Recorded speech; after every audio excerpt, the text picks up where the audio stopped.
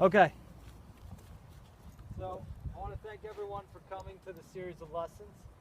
To wrap up today, we talked a little bit about the mental game. We talked about the pre-shot routine. We talked about the post-shot routine and how you practice.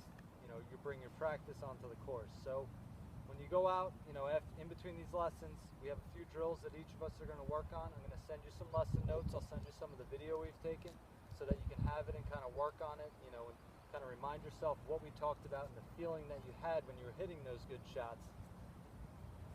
You could take those out to the range, work on, slowly hitting a ball a minute, 2 minutes, 3 minutes, really start building that. Don't hit 20 balls in 10 minutes, Taylor.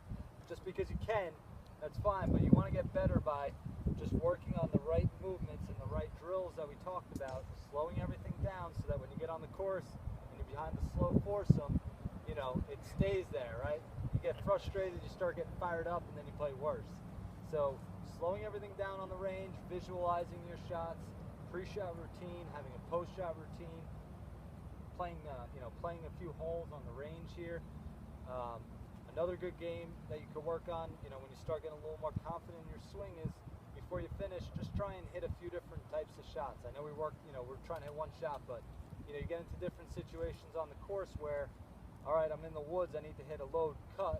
Well, I've never tried a low cut before. I think I do this, and this. So come out to the range and on your last few shots say, all right, I'm going to hit a low cut, I'm going to hit a low draw, I'm going to hit a high cut, I'm going to hit a high draw.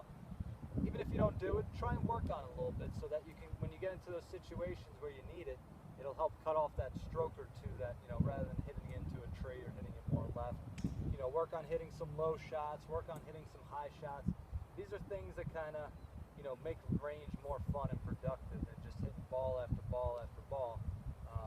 Because those are the situations you get into on the course. Obviously the range is 400 yards wide. The course, some fairways only 30, 20. So work on that. The mental game is important, obviously.